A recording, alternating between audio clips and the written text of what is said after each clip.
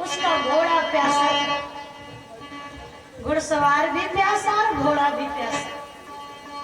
तो रहट चल रहा था और उससे आवाज निकल रही थी चे चे की, और पानी भी निकल रहा था। घुड़सवार ने सोचा कि मेरा घोड़ा प्यासा है, मैं भी प्यासा हूँ, ये पानी है ही, पी लेता हूँ और इसको भी पिला लेते हैं। जिस समय घुड़सवार आगे बढ़ा पानी पिलाने के लिए, तो घोड़ा हटने लगा, पीछे दूर भाग रहा है। क्यों?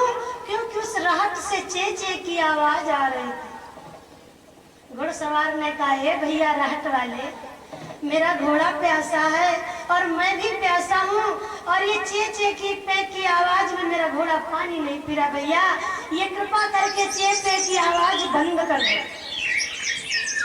तो जानते उस रहट वाले ने क्या उत्तर दिया? ए घोड़े वाले भैया, पानी पिलाना हो तो इसी चेपे के बीच में पिला लीजिए। अगर ये चेपे बंद हो जाएगा तो पानी निकलना बंद हो जाएगा। हमारे भी कहने का मतलब है कि गृहस्थी का चेपे जब बंद होगा, जब सांसें निकल जाएगी, इसलिए इसी चेपे के बीच में पिलाना। हरि भजन करना हो, जो अच्छे कर्म करने हो वो कर लीजिएगा, ये बारंबार अवसर नहीं मिलते। और हमने दिन बताया था कि सत्संग में भागवत महापुराण की इस पावन कथा सुनने से कितना भी बड़ा पापी से पापी क्यों न हो, मुक्ति मिल जाती। तो आप कहेंगे कि देवी जी, तो फिर हम फुर्सत में किसी दिन भागवत की कथा सुन लेंगे, अभी अत्याचार पाप कमाएंगे जब मुक्ति ही मिलनी है। लेकिन क्या पता इन सांसों का कि किस दिन छूट जाए, हमें गिनती की सांसें मिली। आप जानते हैं संतों की उम्र ज्यादा क्यों होती है? क्योंकि वो भगवान के ध्यान में रहते हैं, अपनी सांसें रुका करके भगवान को प्राप्त करने के लिए ध्यानावस्था में बैठ जाते हैं। हर श्वास में भगवान का नाम जप करते हैं, इसलिए उनकी उम्र बड़ी होती है। वो सांसें कम लेते हैं और हम आप खाते पीते सांसें लेते, मस्त रहते, भगवान की याद नहीं। तो इसी चेहरे के बीच में, इस गृहस्थी के नाना प्रकार के कामों के बीच में भी हरि का भजन कर लिया, सत्संग कर लिया, वही है, बाकी अलग से समय मिलने वाला नहीं। बोलिए वृंदावन बिहारी लाल की। और बिन सत्संग विवेक न होई, राम कृपा बिन सुलभ न सोई।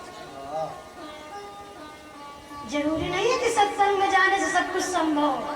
सत्संग में जाएंगे, ध्यान से श्रवण करेंगे, अपने जीवन में उतारेंगे, और उसके बाद अगर हरि कृपा हुई तब सब संभव है।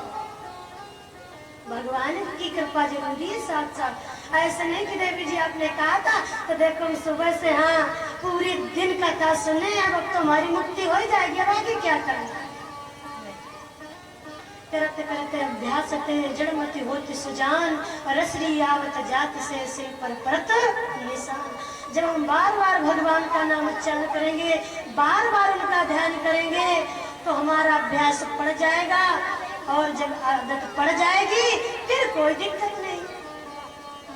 मिट्टी का बर्तन बनाने वाला मिट्टी का जब बर्तन बनाता है तो जब तक उसे पकाता नहीं तब तक बहुत संभाल के रखता है। बारिश होने लगे तो जल्दी से छाया में रख देता है, और वही जब बर्तन पक जाता है तो छोड़ देता है पानी बरसे, कुछ भी कोई दिक्कत नहीं है।